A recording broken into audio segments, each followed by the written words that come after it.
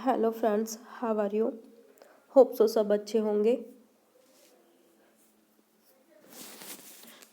अब एस्टार्ट आने वाला है दिसंबर में, तो मैंने सोचा कि अब कॉमर्स की ना बहुत कम एनसीईआरटी मिलती है, तो मैंने सोचा कि अब मैं ना एनसीईआरटी जो प्योर होती है बस वही चैप्टर वाइज शुरू करती हूँ, उससे आपको बहुत हेल्प मिलेगी। कॉमर्स की एनसीईआरटी बहुत मुश्किल से मिलती है, वो भी हिंदी मीडियम में। तो मैंने सोचा कि जो हिंदी मीडियम वाले स्टूडेंट हैं, क्योंकि मैं खुद भी हिंदी मीडियम से थी, तो मैंने खुद ने हिंदी मीडियम में ही किया था, तो अब मैं सोचती हूँ कि अब आपको भी हिंदी मीडियम में ही करवाऊँ, अच्छे से समझ आ जाएगा। तो मैंने सबसे पहले जो मैनेजमेंट है तो वो शुरू किया है, और मैनेजमेंट का जो फर्स्ट चैप्टर है हम वही से शुरू करने जा रहे हैं, प्रबंध की प्रकृति एवं महत्व। तो शुरू करते हैं हम आज इसका फर्स्ट चैप्टर। और इसका ना 2 पार्ट हैं, तो देखो फर्स्ट में ये जो है 8th है और सेकंड पार्ट में दूसरा है। तो हम एनसीईआरटी से शुरू करते हैं। पहले हम इसकी करेंगे बिजनेस की, और उसके बाद में हम करेंगे अकाउंटेंसी की। इससे क्या है, हमारा अच्छे से कवर हो जाएगा हमारे एग्ज़ाम तक। और मैं ओनली एनसीईआरटी करवा रही हूँ, उसके बाद में जो मेरे नोट्स हैं उसके बाद में हम वो करेंगे। ओके। और आज से मैं रेगुलर ही करवाऊँगी, और ये डेली क्लास हमारी रात को 9 बजे हुआ करेगी, तो प्लीज़ ज्वाइन कर लिया करना। डेली 9 बजे लाइव हुआ करेगी ये क्लास। तो शुरू करते हैं। और ये जो हमारा एडिशन है ये आप देख लो कि ये हमारा 2023-24 का है। तो शुरू करते हैं हम।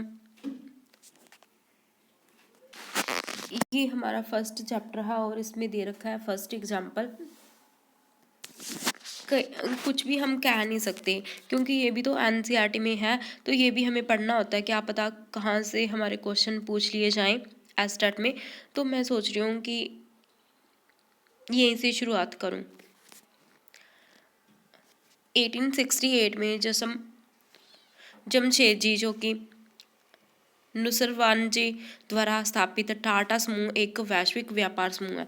कई बार हमसे ये पूछ लिया जाए कि जो टाटा समूह है वो एक ग्लोबलाइजेशन बिजनेस है, तो इसकी स्थापना किसने की थी और कब की थी, ये भी पूछ लिया जाता है, तो वो हम क्या है बता देंगे। 1868 में जमशेदजी जो नुसरवान जी थे उनके द्वारा स्थापित की गई थी, और जो 5 महाद्वीपों के 100 देशों में क्या है स्थापित की गई थी। मूल्यों, नवाचार और उद्यमिता की जो मजबूत भावना थी वो एक विरासत के रूप में आज तक टाटा कंपनियों का मार्गदर्शन कर रही है। जमशेदजी का मानना था कि जो संतुष्ट श्रमिकों की बनाते हैं, मतलब जो संतुष्ट श्रमिक है वो ही क्या है एक अच्छा बिजनेस को बिल्ड करने में क्या है हेल्प करते हैं। और इसी सिद्धांत का उन्होंने अपने सभी श्रमिकों को ग्रेजुएटी बनाने और निर्माण विवरण तैयार करने पर उनका प्रबंधन कौशल स्पष्ट रूप से दिखाई पड़ता है। सॉरी, 1 सेकेंड, मेरी आंख में ना कुछ चला गया।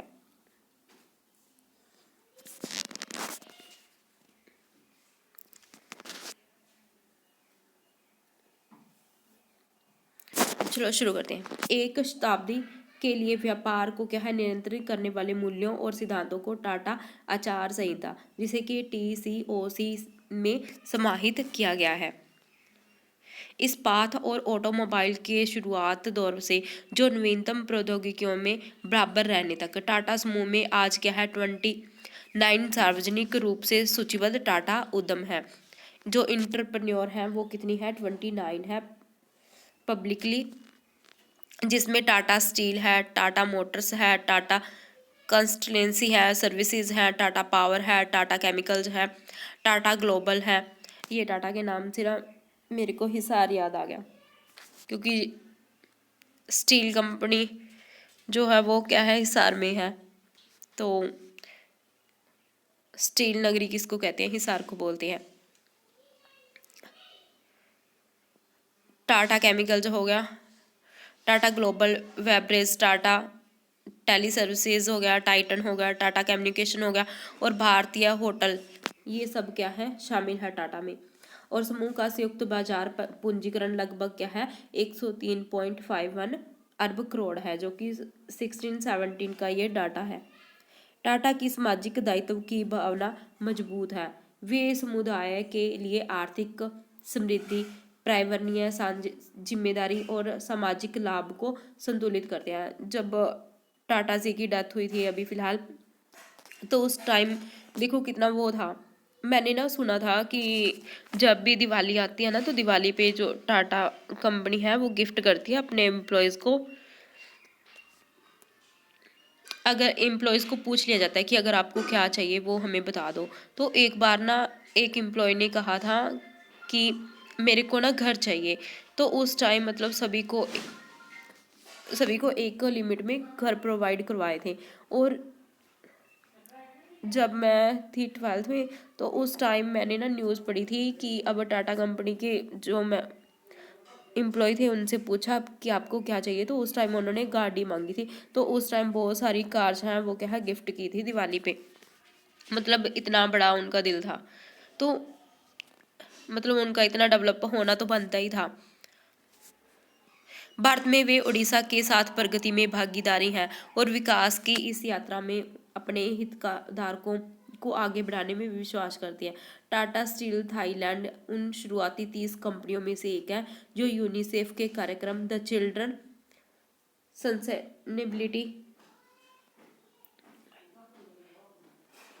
फॉर्म में शामिल है, ताकि बच्चों के अधिकारों की रक्षा को प्रतिबंधित किया जा सके। टाटा स्टील है वो यूरोप का सामुदायिक साझेदारी कार्यक्रम है। फ्यूचर जनरेशन इसके उप विषय है और शिक्षा, पर्यावरण, स्वास्थ्य है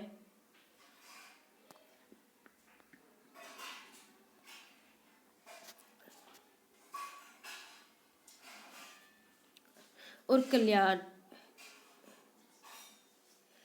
ब्रिटेन भर में काम करता है। साथ ही वित्त और व्यावसायिक स्थलों के साथ छोटे एवं मध्य व्यवसायों को नौकरी और संपत्ति निर्माण में सहायता करता है। वे दोनों तरह के जलवायु परिवर्तन को संबोधित करने के लिए एक रचनात्मक भूमिका निभाते हैं। कार्बन पदचिह्न को कम करके और उच्च प्रदर्शन स्टील्स बनाकर जो ईंधन कुशल वाहनों और ऊर्जा कुशल इमारतों का कारण बनते हैं। उनकी पर्यावरण प्रबंधन प्रणाली ISO 14001 मानकों को उनकी सभी मुख्य विनिर्माण स्थलों पर देखा जा सकता है। ठोस और स्पष्ट व्यापार जो सिद्धांत है उनकी परंपरा से निर्मित टाटा समूह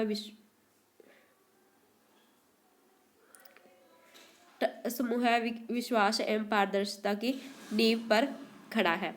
ऐसे बड़े उद्यमों का निर्माण लाभप्रद बनाए रखने और उन्हें चलाने के लिए केवल सभी स्तरों पर प्रभावी और कुशल प्रबंधन और समन्वय के साथ संभव है। अब इसमें ये है कि अगर कोई अच्छा बिजनेस सेटल करना है तो उसके लिए हमें सभी मतलब लेवल होते हैं, उनमें एक कोऑर्डिनेशन और एक क्या है सक्सेस मैनेजमेंट और इफेक्टिव निर्णयों की क्या है जरूरत होती है। इसके थ्रू ही क्या है पॉसिबल हो सकता है। अब हमारा क्या है चैप्टर शुरू होता है, देखते हैं चैप्टर। उपरोक्त वस्तुनिष्ठ जो भी हमने अब टाटा स्टील कंपनी के बारे में पढ़ा है, ऐसे सफल संगठन का उदाहरण यही है कि जो देश की शीर्ष कंपनियों में से एक है। जो टाटा स्टील कंपनी है जो हमारे मतलब टॉप 10 में से क्या है एक है। यह अपनी प्रबंध की गुणवत्ता के परिणाम स्वरूप शीर्ष पर पहुंची है। क्या मतलब उनकी जो मैनेजमेंट है ना वो बहुत अच्छी है, तो उसी मतलब मैनेजमेंट के थ्रू ही क्या है वो सबसे आगे तक पहुंची है। प्रबंध की आवश्यकता हर प्रकार के संगठन में होती है। बिना प्रबंध के हम कुछ नहीं कर सकते। अगर हमने कोई बिजनेस शुरू करना है तो हमें क्या है एक मैनेजमेंट की, एक इफेक्टिव मैनेजमेंट की क्या है जरूरत होती है।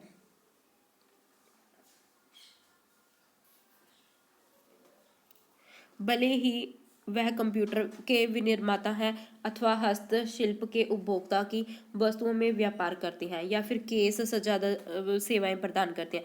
मतलब जो भी हमारे ऑर्गेनाइजेशन है वो बेशक क्या करते हैं, कोई कंप्यूटर का काम करता है, कंप्यूटर पे काम करता है, चाहे वो हाथ से मतलब सिलाई कढ़ाई बुनाई का काम करते हैं, या फिर वो क्या है सर्विसेज प्रोवाइड करवाते हैं, जैसे कि पार्लर वगैरह हो गए, वो तो करते हैं। वो हर एक गैर व्यवसायिक संगठन भी हो सकता है, मतलब जरूरी नहीं है कि ये बिजनेस हो, ये गैर व्यवसायिक संगठन भी हो सकते हैं। हम एक एग्जाम्पल के थ्रू समझते हैं। स्मिता राय एक 38 वर्षीय उद्यमी है, एक क्या है 38 ईयर की क्या है एक एंटरप्रेन्योर है, जो एक क्या जिले में नामची है, दक्षिण सिक्किम में पली बड़ी है। वह शिल्प कला, जो कि हाथ की जो कला होती है उसको शिल्प कला बोलते हैं, तो विशेष रूप से मोम कला में बहुत अच्छी थी। तो उन्होंने मोमबत्ती बनाना बहुत पसंद था, उन्हें मोमबत्तियाँ बनाने का बहुत शौक था, और वो बचपन में क्या करती थी, मोमबत्तियाँ बनाती थी। अक्सर वह मोम के खिलौने बनाती और अपने दोस्तों और जानकार जो भी है उनको क्या है गिफ्ट करती थी। स्मिता अपने ज़िले में महिलाओं की जो भी परिस्थितियां हैं उनसे खुश नहीं थी, क्योंकि महिलाएं घर पे रहती हैं, तो मतलब वो चाहती थी कि जो लड़कियां हैं, जो भी वुमेन्स है, वो क्या करें, खुद अर्निंग करें, मतलब खुद सेल्फ डिपेंडेंट हो, किसी और पे डिपेंडेंट ना हो। तो स्मिता ने अपने ज़िले में महिलाओं की परिस्थितियों से खुश नहीं थी, और उन्होंने क्या किया था, ज़्यादातर गरीब और बेरोजगार थी, तो इसीलिए उन्होंने इस समस्या को हल करने के लिए कुछ ऐसे योजना बनाई। उन्हें पता था कि आजीविका के लिए हमें क्या है एक स्किल तो होनी ही चाहिए, तो हमें उनको क्या है एक स्किल प्रोवाइड करनी पड़ेगी। तो लेकिन ये नहीं पता था कि उन्हें कैसे मतलब ये गाइड किया जाए। तो वो अगस्त 2012 में अभिषेक लामा से मिली।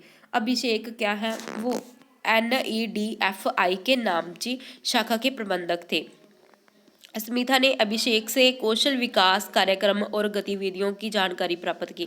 उन्होंने 2012 में जब अभिषेक लामा से मिले, तो उन्होंने जो भी हमारे क्या है कौशल विकास प्रोग्राम होते हैं उनमें कैसे एक्टिविटी की जाती है, कैसे पार्टिसिपेट किया जाता है, इसके बारे में उन्होंने क्या जानकारी हासिल की। तो स्मिता ने सोचा कि उन्हें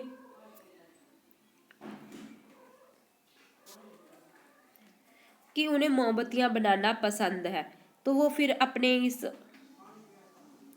इस शौक को क्यों ना एक मतलब इंटरप्रेन्योर में परिवर्तित किया जाए। तो इस प्रकार जो NEDFI के समर्थन से जो नामची डिजाइनर कैंडल्स की स्थापना हुई। तो उन्होंने किसकी स्थापना की थी, नामची डिजाइनर कैंडल्स की स्थापना की थी। तो इस व्यवसाय के माध्यम से स्मिता नामची क्षेत्र की गरीब और जो बेरोजगार महिलाओं थी उनकी क्या है सहायता करना चाहती थी। तब से चुनौतियों के बावजूद महिलाओं ने कभी मुड़कर पीछे नहीं देखा। उन्हें कठिन परिस्थितियों का सामना करना पड़ा, लेकिन उन सभी ने उनसे पार पाने की दृढ़ निश्चय कर लिया था। और जब बोलते हैं ना कि जब महिलाएं कुछ दृढ़ निश्चय कर ले तो वो पीछे नहीं हटती, तो वो मतलब पाके ही रहती हैं जो वो सोच रहे। तो वही बात हुई थी कि महिलाओं ने बस ठान लिया कि हमने भी आगे बढ़ना है, तो उन्होंने क्या है दृढ़ निश्चय कर लिया और वो पीछे मुड़ के नहीं देखी। तो दुकानें एवं बड़े निगम सभी तो संगठन है, तो इनके जो अलग अलग उद्देश्य हैं और जिन्हें वे पाना चाहते हैं, कोई भी संगठन हो तो उसके पीछे भी गोल्स तो होते हैं। बिना गोल्स के तो हम क्या है ऑर्गेनाइज मतलब बिजनेस ही नहीं सेटअप करते। हमारा कोई ना कोई तो गोल होता ही है, हमने ये अचीव करना है, कुछ ना कुछ तो हम गोल सामने रखते ही हैं। तो उन सब में एक चीज़ समान है, और वह है प्रबंध और एक प्रबंधक। आपने देखा कि प्रबंधक के रूप में स्मिता संगठन के उद्देश्यों को प्राप्त करने के लिए प्रबंधक के रूप में क्या है एक एक्टिविटी और कार्य करती थी। पारस्परिक रूप से संबंधित एवं एक दूसरे पर निर्भर यह कार्य प्रबंधन कहलाते हैं। अब इसमें ये क्वेश्चन पुट होगा कि प्रबंधक क्या होता है।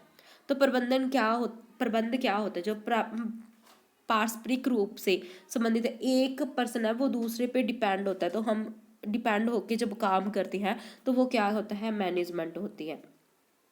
सफल संगठन है वो अपने उद्देश्यों को मात्र संयोग से ही नहीं प्राप्त कर लेते, बल्कि यह एक पूर्व निर्धारित मतलब एक सोची समझी प्रक्रिया होती है। सबसे पहले हम क्या आइडियाज लेके आते हैं, आइडिया के ऊपर क्या है हम प्लानिंग बनाते हैं, प्लानिंग को हम रियल में क्या है मतलब उसको लागू करते हैं। तो लागू करने की बात होती है वो क्या होती है कि एक सोची समझी प्रक्रिया होती है, और इस सोची समझी प्रक्रिया को जब हम अपनाते हैं तो हम उसे क्या कहलाते हैं, प्रबंध कहलाते हैं।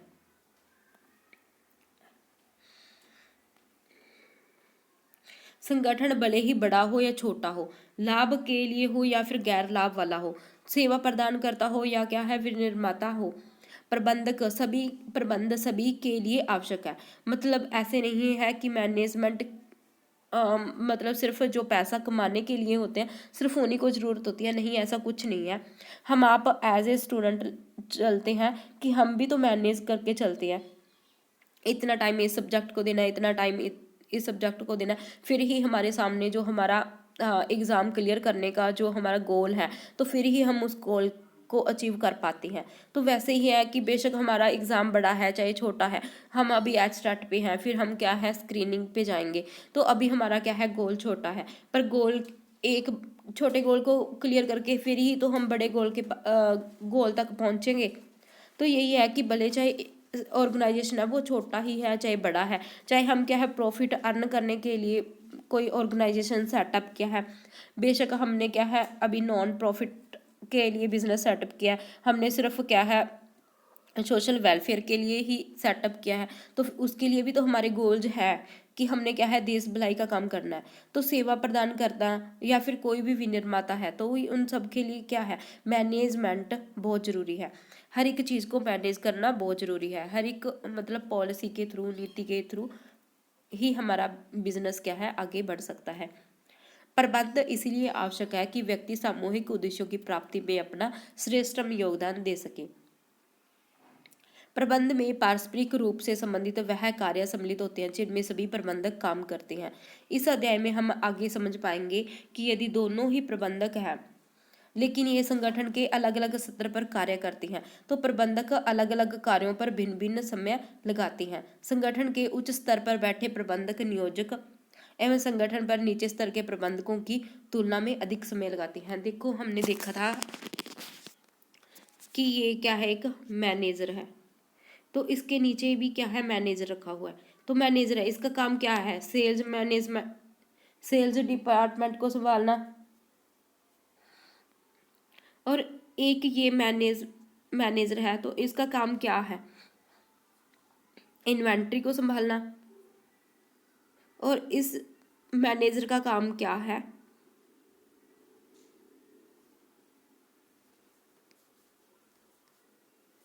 एडवर्टाइजमेंट को संभालना। तो ये क्या है एक बड़ा मैनेजर है, बड़े मैनेजर के नीचे क्या है तो जैसे कि उच्च स्तर पर बैठे प्रबंधक नियोजन एवं संगठन पर, अब ये उच्च लेवल का मैनेजर है, तो उच्च लेवल का जो मैनेजर बैठा है इसका काम क्या है पॉलिसीज बनाना और कंट्रोल करना। तो ये जो नीचे बैठे हैं तो इनका क्या काम है, ये जो पॉलिसी बनाएगा तो उसको क्या है रियल में लागू करना और आगे क्या है चीज़ों को कंट्रोल करना। तो ये काम कौन करेगा, ये नीचे स्तर पर जो प्रबंधक है वो करेंगे। तो नीचे स्तर के प्रबंधकों की तुलना में अधिक समय लगाते हैं। प्रबंधक नियोजन एवं संगठन पर नीचे स्तर के प्रबंधकों की तुलना में अधिक समय लगाते हैं, क्योंकि जो ऊपर टॉप लेवल का है अगर वो पॉलिसी बनाएगा, रूल एंड रेगुलेशन सब सेट करेगा, गोल सेट करेगा, तो फिर उसके बाद ही तो वो नीचे वाले जो है उनको वो क्या करेगा कमांड देगा काम करने की। तो सबसे ज़्यादा टाइम कौन लेगा, ये लेंगे। उसके बाद में तो इन्होंने तो सिर्फ काम ही करवाना है, तो इन्होंने तो अपनी पॉलिसीज़ बनानी होती है, अगर थोड़ी सी भी पॉलिसी गलत बन जाए तो वो सारा क्या है सिस्टम ही खराब हो जाता है। तो सबसे ज़्यादा बर्डन क्या है ऊपर वाले को होता है।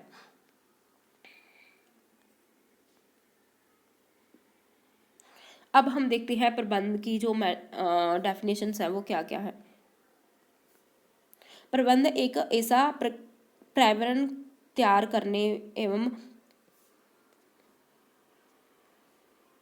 उसे बनाए रखने की प्रक्रिया है जिसमें लोग समूह में कार्य करते हुए चुनिंदा लक्ष्यों को कुशलता पूर्वक हासिल करने की कोशिश करते हैं। प्रबंध एक ऐसा पर्यावरण तैयार करने एवं उसे बनाए रखने की प्रक्रिया है जिसमें लोग समूह में कार्य करते हुए चुनिंदा लक्ष्यों को कुशलता पूर्वक हासिल करने की कोशिश करते हैं। से प्राप्त करते हैं। तो ये डेफिनेशन किसने दी थी? तो हैरल्ड कुंटज ने और हिंज ने दी थी। ये डेफिनेशंस बहुत मोस्ट इंपॉर्टेंट है क्योंकि ये एज इट इज पूछी जाती हैं। दोबारा से देख लो कि प्रबंध एक ऐसा पर्यावरण तैयार करने एवं उसे बनाए रखने की प्रक्रिया है जिसमें लोग समूह में कार्य करते हुए चुनिंदा लक्ष्यों को कुशलता से प्राप्त करते हैं। तो ये किसने कहा था? कुंटज एवं हिंज ने कहा था। सेकंड जो डेफिनेशन है वो क्या है कि प्रबंध को परिभाषित किया गया है कि यह संगठन के परिचालक के नियोजन, संगठन एवं नियंत्रण की प्रक्रिया है जो उद्देश्यों को प्रभावी एवं कुशलता से पूरा करने के लिए मानव एवं भौतिक संसाधनों में समन्वय के लिए की जाती है। ये एक क्या है? एक ऑर्गेनाइजेशन की एक ऐसी प्रोसेस है जो कि नियोजन को, जो भी ऑर्गेनाइजेशन है तो वो क्या करेगी? कंट्रोल करेगी, और जो भी ऑब्जेक्टिव है, उनके गोल्स हैं, तो उनको अच्छी तरीके मतलब इफेक्टिवली कार्यकुशलता से उनको प्राप्त करने के लिए वो क्या करेगा? भौतिक संसाधन और जो मानव संसाधन है उनमें क्या करेगा? कोऑर्डिनेशन बिठाने का काम करेगा। और जो कोऑर्डिनेशन बिठाने का काम होता है उसको हम क्या बोलते हैं? प्रबंध बोलते हैं। तो ये किसने कहा था? रॉबर्ट एल ट्रेवेली एवं एम जेनी न्यूपोर्ट ने कहा था। थर्ड डेफिनेशन क्या है कि प्रबंध परिवर्तनशील पर्यावरण में सीमित संसाधनों का कुशलतम उपयोग करते हुए संगठन के उद्देश्यों को प्रभावी ढंग से प्राप्त करना। मतलब क्या है? जो भी हमारा परिवर्तनशील पर्यावरण है, क्योंकि हमारा जो पर्यावरण है वो कभी भी स्थिर नहीं रहता, ये क्या है? टाइम टू टाइम चेंज होता रहता है। तो इसमें हमारे संसाधन क्या होते हैं? सीमित होते हैं। और इन सीमित साधनों का अगर हम अच्छी ढंग से यूज़ करके संगठन के जो भी गोल्स हैं उनको प्रभावी ढंग से प्राप्त करने के लिए दूसरे से मिलकर उनके माध्यम से कार्य करने की प्रक्रिया है। मतलब ढंग से काम करने के लिए और दूसरों से मिलके, हम अकेला चना, वो बोलते हैं ना, अकेला चना पहाड़ नहीं तोड़ सकता, तो उसके लिए क्या है? एक यूनिटी की जरूरत होती है। तो वैसे ही एक अकेला पर्सन क्या है? बिजनेस नहीं चला सकता, उसको भी क्या है? जरूरत होती है, बहुत सारे मतलब लेबर्स की जरूरत होती है, वर्कर्स की जरूरत होती है, एम्प्लॉयज़ की जरूरत होती है,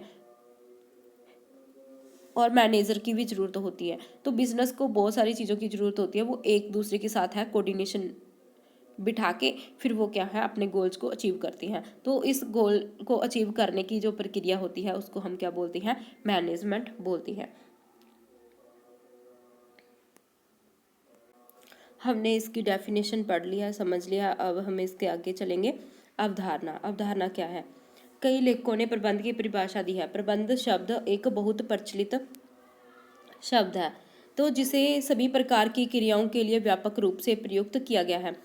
वैसे यह किसी भी उद्यम की विभिन्न क्रियाओं के लिए मुख्य रूप से प्रयुक्त हुआ है। उपरोक्त जैसे कि वस्तुनिष्ठ के अध्ययन से यह स्पष्ट हो गया है कि प्रबंध वह प्रक्रिया है। अब हम क्या है? अच्छे से इसका मीनिंग पढ़ लेते हैं कि प्रबंध वह प्रक्रिया है जो हर उस संगठन में आवश्यक है जिसमें लोग समूह के रूप में कार्य करने के लिए इकट्ठे होते हैं। संगठन में लोग अलग अलग प्रकार के कार्य करते हैं लेकिन वह अभी समान उद्देश्य को पाने के लिए कार्य करते हैं। बेशक वो क्या है? अलग अलग काम करते हैं, अलग अलग प्रकार का काम करते हैं, पर उनका सभी का मेन मोटिव क्या है? एक ही होता है। उनका लक्ष्य क्या होता है? एक ही होता है।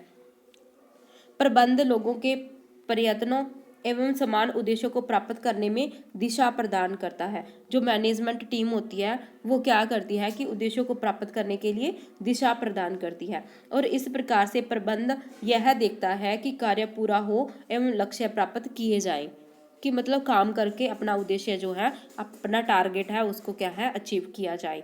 अर्थात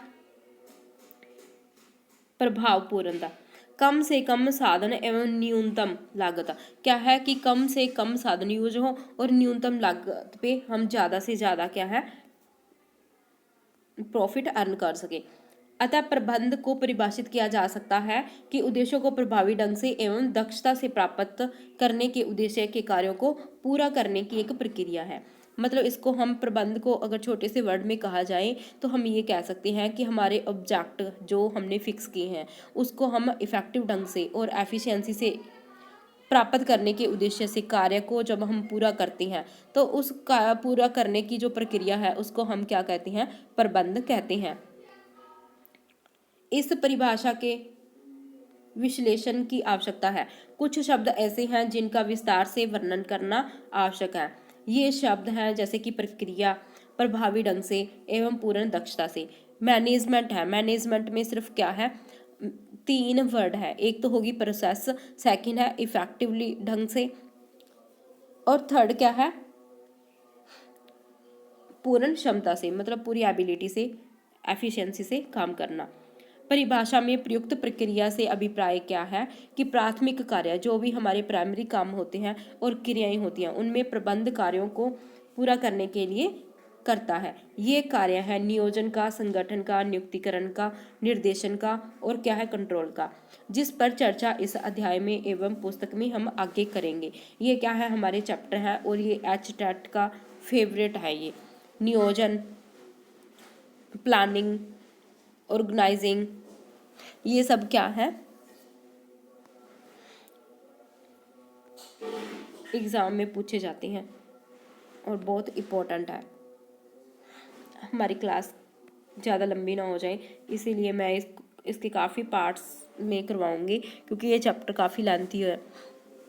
इसके हम 2 या 3 पार्ट में चैप्टर 1 कंप्लीट करेंगे, और जब भी हमारा चैप्टर कंप्लीट हो जाएगा तो उसके बाद में हम क्या करेंगे, इसकी MCQ प्रैक्टिस करेंगे। प्रभावी अथवा कार्य को प्रभावी ढंग से करने का वास्तव में अभिप्राय दिए गए कार्यों को संपन्न करना है। प्रभावी प्रबंध का जो संबंध सही कार्य को करने, क्रियाओं को पूरा करने एवं उद्देश्यों को प्राप्त करने से है। दूसरे शब्दों में इसका कार्य अंतिम परिणाम प्राप्त करना होता है। मतलब इसका ये है कि जो भी प्रबंध है उसका संबंध है वो सही काम को सही प्रक्रिया में पूरा करें, और जो हमारे उद्देश्य हैं उनको प्राप्त करने से है। और हम दूसरे शब्दों में ये कह सकते हैं कि इनका जो अंतिम कार्य होता है, जो अंतिम रिजल्ट होता है, उसको अचीव करने के लिए हम क्या है, सारी प्रोसेस करते हैं। लेकिन मात्र कार्य को संपन्न करना ही पर्याप्त नहीं है, इसका एक और पहलू भी है, और वह है कार्यकुशलता अथवा कार्य को कुशलतापूर्वक करना। ऐसे नहीं है कि सिर्फ हमने काम खत्म कर दिया, बस काम खत्म हो गया, ऐसा नहीं होता। हमें बिजनेस को आगे रन करने के लिए हमें क्या है, पूरी एफिशिएंसी से और कार्य को और ज़्यादा कुशलता से करना होता है। कुशलता का मीनिंग क्या है? अब कुशलता का मीनिंग यही है कि जो कार्य को सही ढंग से न्यूनतम लागत पर हम करते हैं तो उसको हम क्या करते हैं, कुशलता बोलते हैं। इसमें एक प्रकार का लागत लाभ विश्लेषण एवं आगत तथा निर्गत के बीच संबंध होता है। जैसे कि क्योंकि हमने बिजनेस शुरू किया है तो उसमें हम कुछ प्रोडक्ट बना रहे हैं, तो कुछ प्रोडक्ट बनाएंगे तो उसको सही ढंग से फिर ही कर सकते हैं ना। अगर हम ज़्यादा प्रोडक्ट बहुत कम कॉस्ट पे बना रहे हैं तो हम क्या है, कुशलता से काम कर रहे हैं। और इसका मतलब आगत क्या है, लाभ विश्लेषण से है। अब मेरी कॉस्ट 2000 आ रही है तो उसको मैं बेच 2500 में रही हूँ, तो जो मेरा 500 मैं कमा रही हूँ, जो मेरा लाभ विश्लेषण है, जो मतलब आगत और निर्गत है, तो उनके बीच में क्या है, संबंध होता है। अगर जो मेरा यदि अगर मैं 500 कमा रही हूँ तो फिर तो मतलब मैं प्रॉफिट अर्न कर रही हूँ, तो कम साधन क्या है, आगत का उपयोग करके अधिक लाभ मैं प्राप्त कर रही हूँ, तो ये हम क्या करेंगे कि क्षमता में वृद्धि हुई है। नहीं तो हम क्या कहेंगे कि क्षमता में वृद्धि नहीं हुई है, तो हम न्यू पॉलिसी, न्यू और कुछ अडॉप्ट करेंगे। हम कहेंगे कि क्षमता में वृद्धि हुई है। क्षमता में वृद्धि होगी यदि उसी लाभ के लिए अथवा निर्गत के लिए कम साधनों का उपयोग किया जाता है और कम लागत पर हम क्या है, कम लागत व्यय करते हैं। आगत साधन वे होते हैं। अब हम देखा आपने निर्गत क्या होता है, तो निर्गत वो होता है कि जब हम मतलब जो हम रॉ मटेरियल लेके आए, जो हमने कॉस्ट लगाई है, तो वो क्या होगी, हमारी निर्गत हो गई। और आगत क्या होती है, आना। अब मैंने निर्गत 2000 की है, तो अब आगत मेरी 2500 की है, तो मैंने 500 रुपये जो प्रॉफिट किया है, तो ये मेरी क्या है, आगत हुई है। तो आगत साधन वो होगी जिससे हमें किसी कार्य विशेष को करने के लिए आवश्यक धन या माल या उपकरण एवं मानव संसाधन हो। स्वाभाविक है कि प्रबंध का संबंध इन साधनों के कुशल प्रयोग से है। अगर मैंने ज़्यादा प्रॉफिट अर्न करना है तो मेरे को सबसे ज़्यादा किस पे फोकस करना पड़ेगा, धन पे, माल पे, उपकरणों पे, या फिर क्या ह्यूमन रिसोर्सेज पे। तो इन संसाधनों का अगर मैं कुशलतम प्रयोग करूंगी तो फिर ही क्या है, कम लागत पे मैं ज़्यादा से ज़्यादा क्या है प्रॉफिट अर्न कर पाऊंगी। अब बात आती है कि प्रभावपूर्णता बनाम कुशलता, इफेक्टिव और एफिशिएंसी। इन दोनों शब्द क्या है अलग अलग होते हुए भी एक दूसरे से संबंधित है। प्रबंध के लिए प्रभावी एवं क्षमतावान दोनों का होना बहुत जरूरी है। प्रभावपूर्णता एवं कौशल दोनों एक ही सिक्के के हैं, दो पहलू हैं।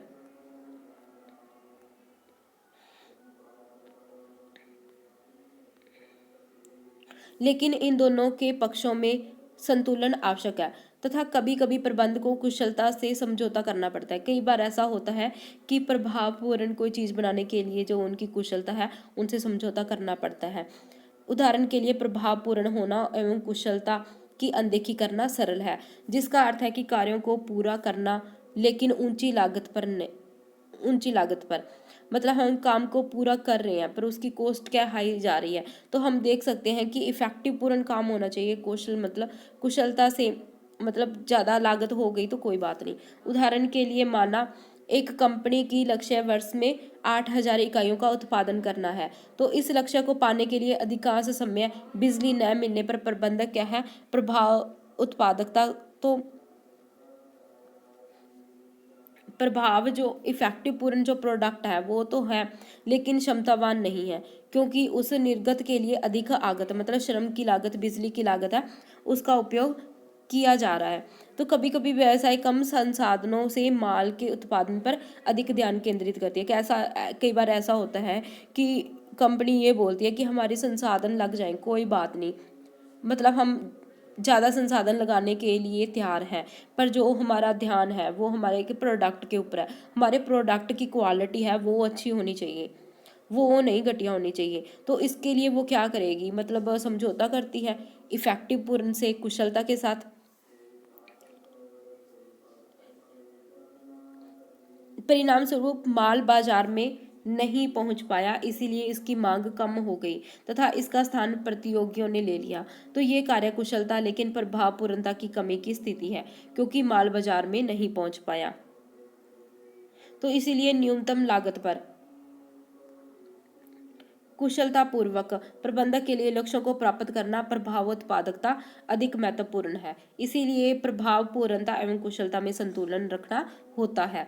साधारणतः उच्च कार्य कुशलता के साथ उच्च प्रभावपूर्णता होती है। अगर हम उच्च कार्य कुशलता के साथ काम करते हैं तो उसके साथ क्या है, हाई प्रभावपूर्णता, हाई इफेक्टिवनेस होता है, जो कि किसी प्रबंधकों का लक्ष्य होता है। लेकिन बगैर प्रभावपूर्णता के उच्च कार्यकुशलता पर अनावश्यक रूप से जोर देना भी अवांछनीय है।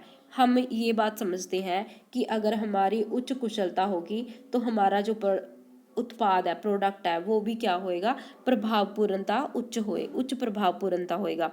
अगर हम उच्च प्रभावपूर्णता का प्रोडक्ट बना रहे हैं तो हमारी क्या है, उच्च कार्यकुशलता पर अनावश्यक रूप से जोर देना भी अवांछनीय है। हमें उच्च कार्यकुशलता पर जोर नहीं देना, हमें क्या है, उच्च प्रभावपूर्णता पे जोर देना है। कमजोर प्रबंधन प्रभावपूर्णता एवं कार्यकुशल दोनों की कमी के कारण होता है। कोई भी कमजोर प्रबंध है वो क्या करेगा, वो हाई इसको कार्यकुशल को क्या करेगा, हाई रखेगा, और प्रभावपूर्णता को क्या करेगा, निम्न रखेगा। तो इससे क्या है, उसका जो बिजनेस है तो वो कमजोर हो जाता है। तो हमें क्या करना है, अच्छे बिजनेस के लिए अकॉर्डिंग टू एनसीईआरटी की प्रभावपूर्णता उच्च होगी, फिर ही हमारी कार्यकुशलता क्या है, उच्च होगी। अब हम बात करें हैं प्रबंधन की विशेषताएं, जो कि मोस्ट इम्पोर्टेंट है, और जो हमारी क्लास है वो भी काफ़ी लेंथी हो चुकी है, तो मैं ये करूँगी कि ये हम 3 पार्ट में डिवाइड कर लेते हैं। तो आज के लिए इतना ही। होप सो आपको क्लास अच्छी लगे। प्लीज़ चैनल को ज़रूर सब्सक्राइब करें और ज़्यादा से ज़्यादा क्लास को शेयर करें। और ये आज हमारा फर्स्ट क्लास है तो सभी को बता दें, ठीक है। होप सो आप सभी को ये क्लास पसंद आई होगी। प्लीज़ लाइक शेयर ज़रूर करें और चैनल से जुड़े रहें। और मैं अब ये सीरीज़ जो मैं शुरू करने जा रही हूँ तो मैं इसको कंटिन्यू रखूँगी, बीच में ब्रेक नहीं करूँगी, और मैं ये पूरा सिलेबस कंप्लीट करवा के ही सांस लूँगी मतलब। Thank you so much.